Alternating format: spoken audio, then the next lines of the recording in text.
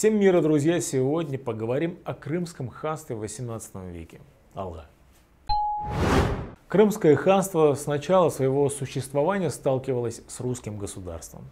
Но со временем Крым дряхлел, а Россия наращивала могущество, и разница в плане вооружения становилась все более внушительной. Наступил 18 век. Россия укрепила свои западные границы, навсегда убрав польскую угрозу, заняла половину Украины и не скрывала свои амбиции на оставшуюся ее часть. Молодой царь Петр искал выход к Новому морю ради торговли и флота. Османская империя приходила в упадок, пережив пик могущества. Она теперь была связана международными договорами и утопала в мятежах и интригах. Крым же остался без защиты перед лицом страшнейшей угрозы и сам вслед за своим сюзереном утопал в привычных для него постоянных внутренних волнениях, усугубляемых попытками Стамбула контролировать и обуздать когда-то им же созданную ярость Орды. С 1724 по 30 Крымом правил Менгли II Гирей. Менгли II был очень умным и хитрым человеком. Он взошел на престол с собственным планом наведения порядка и потому был почитаем турецким султаном. Чтобы снизить уровень напряженности внутри государства, хан назначил тех, кто мог раскачать лодку, на значимые должности, тем самым включив их в систему контролируемого управления. Вскоре началась очередная турко-персидская война, куда Менгли должен был отправить солдат, что он и сделал, прикомандировав к ним те самые реакционные силы. Таким образом, возможные смутьяны, которые уже не раз до вступления в должность Менгли-Гирея меняли ханов, оказывая влияние на Стамбул, были разрознены. Однако уже в 1730 году уже в Стамбуле произошел дворцовый переворот, и противники хана в порте смогли убедить нового султана Махмуда I в отставке крымского хана. Крымом назначили управлять уже правившего ранее Каплан-Гирея I. Видя непрекращающуюся вражду Персии и Турции, Каплан-Гирей попытался остудить сановников, напомнив о союзе Исфахана с Москвой. Но это не возымело действия. Хан двинул армию в поход и разбил под Дербентом отряды дагестанского Шамхала, сторонника Персии. Однако в это самое время русские войска вторглись в Крым, узнав об отсутствии хана и армии. Опустошение было ужасным. Страна была разграблена полностью, пострадали даже турецкие владения, и единственной причиной ухода войск фельдмаршала Миниха стала ужасающая по своим масштабам эпидемия холеры. Хан был отставлен. Его сменил сын Давлет-Гирея II, храбро себя показавший в войне с Персией, Фетих II Гирей. Он собрал войско и совершил рейд на Украину. Но когда вернулись русские, только в этот раз во главе с генерал-фельдмаршалом Ласси, он также ничего не смог сделать. Нужен был опытный и умный командующий и управитель. И он был найден. Из ссылки был возвращен Менгли-Гирей II. Ему удалось сделать, казалось бы, невозможное — собрать Орду. Он совершил набег на русское приграничье и вернулся. В 1738 году начался новый поход русской армии во главе с Петром Ласси. Менгли смог то, чего не добились его предшественники. Русская армия дошла до Перекопа, разрушила крепость, но была вынуждена повернуть назад. Хан же преследовал гуяров до конца и наносил им ощутимые потери. В 1739 году при заключении мира с Россией турки советовались с Менгли-Гиреем II, который еще раз проявил свою мудрость и понимание ситуации и политики. Он заявил, что нужен мир и можно отдать Азов, так как крымчане не успевают оказывать ему целесообразную помощь, а средства, затрачиваемые на него, лучше распределить на укрепление Черноморской береговой полосы. Что и было сделано. Сам же хан умер в следующем году.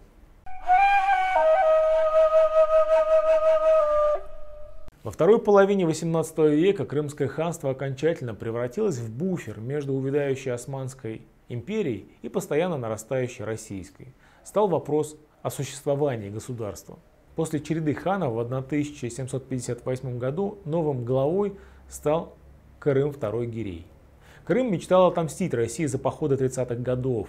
Главным союзником он считал прусского короля Фридриха II, делегацию к которому он отправил еще задолго до становления ханом. Однако переговоры окончились безрезультатно. так как в начале 1762 года с приходом к власти в Петербурге Петра III война между Россией и Пруссией прекратилась, и Фридрих II отказался от идеи антироссийского союза с Крымом. Однако хан всеми силами искал коалиции против Москвы. Так, когда в Речи Посполитой пошла борьба за власть между двумя группировками, одна из которых возглавлялась русским ставленником Понятовским, он всячески старался направить султана на поддержку второй, но даже обещание Подолии, историческая часть на юго-востоке современной Украины, не смогли заставить последнего нарушить нейтралитет. Удивительно, но несмотря на абсолютно антироссийскую политику Крым-Гирея, именно при нем в ханстве появился первый российский консул Александр Никифоров. Крым был смещен со своего поста уже в 1768 году и был возвращен к правлению в ханстве на пороге русско-турецкой войны. Поводом для войны стали стычки на русско-крымской границе. Летом отряд казаков совершил набег, и местный чиновник Якуб Ага по наставлению французского эмиссара барона де Тотта послал кричащие бумаги прямо в порту. Хан возглавил поход, который по итогу стал просто большим набегом, возвратясь из которого хан предался развлечениям, в коих и умер в городке Куэшень. В 1769 году со смертью этого хана вопрос об эффективном сопротивлении русским по сути был снят, так как никто из претендентов на престол не мог похвастать и половиной талантов Крыма. Новым правителем был выбран Давлет-Гирей IV. От него требовалось оказать сопротивление надвигающимся русским и остановить их перед турецкими пределами, но хан даже не смог провести мобилизацию, из-за чего русские гусары и казаки вторглись на территорию Дунайских княжеств. Сам хан в 1770 году был снят со своей должности. Новым ханом стал Каплан-Гирей II. Он привел армию на помощь туркам, но даже объединившись, они терпели одно поражение за другим, самым известным из которых стала Когульская. После них хан отправился в Крым для подготовки обороны от вероятного нападения. Именно при Каплане II случился переход части татар Ельцинской Орды на сторону русских. Подобные предложения стали поступать всем. Начался постепенный переход Крыма от Стамбула к Москве. Узнав об этом, султан снял Каплана. Селим III Гирей, уже занимавший этот пост с 1765 по 1767, вновь взошел на престол. Начал он плохо. Всю зиму 70-71 годов хан провел в Румелии, нанеся уроны так истощавшим турецким провиантам и казне. Тем временем в Крым прибыл русский посланник Мавроев, за которого вступился Шагин-Гирей. Мавроев от лица генерала Долгорукова предложил объявить Крым независимым, но получил отказ. Независимость в данном случае означала независимость от османов, тогда как Россия и должна была взять в свои руки бразды правления над ханством. В том же 1771 году началось вторжение войск князя Долгорукова, которые весьма быстро заняли страну, взяв Перекоп, Керчь, Еникале, Кафу и другие крепости.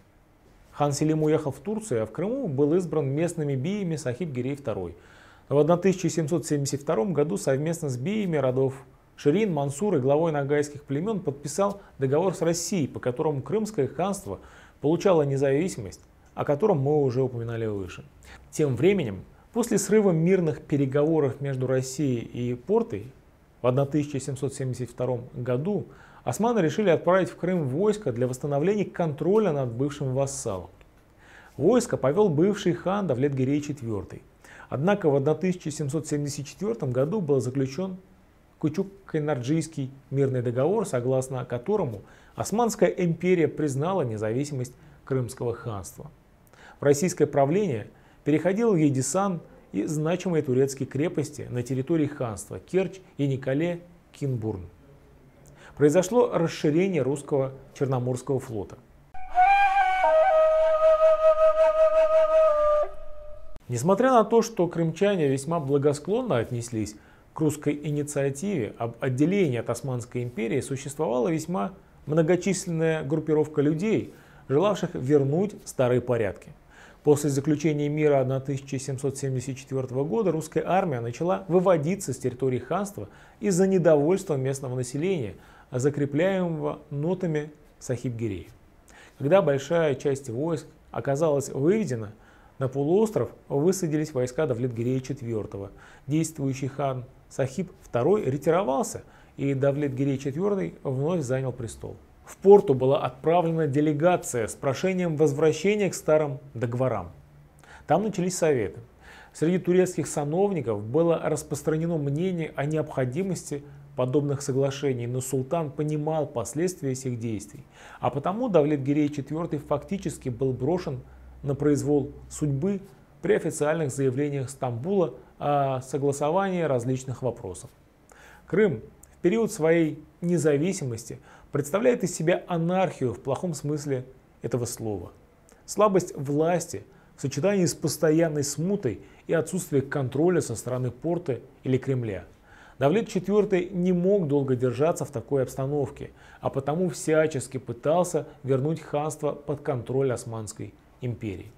В Порте постепенно креп настрой, что пора вернуть вассала под крыло, но султан обрубил голову этой партии, сняв с поста воинствующего верховного визиря Мухаммеда Дервиш-пашу, заменив его миролюбивым Мухаммед-пашой. На территории же ханства в Кубани при поддержке России правителем был провозглашен Шагин-Гирей. Он, будучи связан множественными формальными договорами с русскими, поддерживался армией Румянцева. Время шло, положение ни у кого из правителя лучше не становилось, скорее наоборот. Давлет был вынужден снять с себя полномочия и уехать в Турцию. Шагин же победоносным маршем вошел в Бахчисарай. Став ханом, Шагин начал проводить реформирование страны. Повысил доходы чиновников и пошлины, вместе с ними отправил на откуп многие товары, решил построить новый дворец и крепость у столицы. И самое главное, надумал создать регулярную армию европейского образца. Подобные действия озлобили народ ханства против и так непопулярного правителя. Смута начала перерастать в мятеж, ситуацию усугубляло неприятие нового хана Порты и присоединение ее части Молдовы. Более того, согласно некоторым документам, на полуостров был отправлен отряд под командованием бывшего хана Селима III. Так или иначе, правление Шагина не окончилось в том же 1777 году с мятежом и прибытием Селима. Он выдержал благодаря поддержке, оказанной ему Румянцевым. Тем не менее, ситуация оставалась шаткой. На полуострове присутствовали и русские, и турецкие войска. 7 турецких фрегатов стояли в бухте, ныне известной как Севастопольская, а берега ее удерживали войска Румянцева. Положение ухудшал мор, свирепствующий в Крыму. Порт, оказалось, все еще не желал отдавать ханство и послал целую экспедицию с десантом, которая столкнулась с проблемой карантина из-за эпидемии. Начались шторма, и флот был вынужден уйти обратно в Турцию, так и не дождавшись внятных указаний относительно дальнейших действий.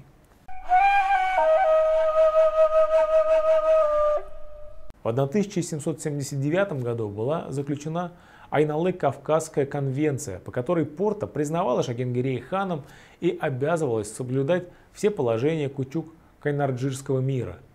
Взамен на земли между Днестром, Южным Бугом, польской границей и Черным морем и Очаков. А также с самого полуострова и Кубани должны были быть выведены все войска противоборствующих сторон. Хан принял эти условия, хоть и с негодованием. Начавшиеся еще в 1780 году волнения переросли в полномасштабное восстание в 1982. Шагин не справился с ситуацией и бежал к русским. Однако в том же году вся территория ханства была занята русскими войсками, и править вновь начал Шагин. Он массово казнил огромное количество людей, участвовавшего в мятеже. Своими действиями Шагин в очередной раз показал свою непригодность, и Екатерина решила, что проще будет просто раньше закончить эту политическую партию. 14 апреля 1783 года последний крымский хан Шагин-Гирей подписал отречение от ханского престола. Татарские старейшины были приведены к присяге на подданство России. Присоединение к ней Крыма и вечное владение торжественно состоялось. А на следующий день Екатерина II издала манифест, в котором объявила о включении Крымского ханства в состав Российской империи. Стамбул не могло устраивать столь резкое усиление России в регионе. Султан продолжал назначать формальных ханов, не признавая аннексии Крыма. Уже в 1787 году из-за множества противоречий, главным из которых был Крым, началась русско-турецкая война 87-91 годов. Хан Бахт не мог принести каких-либо ощутимых результатов для порта, и в 1791 году был заключен Ясский мир, по которому Стамбул признал бывшую территорию ханства российскими землями и передавал Северное Причерноморье. Друзья, обязательно ставьте лайки и подписывайтесь на наш канал. Мы всегда рады видеть ваши комментарии под видео, поэтому будьте активны и делитесь своими мнениями. С вами был Ренат Хабибуллин и Татары сквозь время. Ассаламу алейкум, сау балагас и до новых встреч. Пока.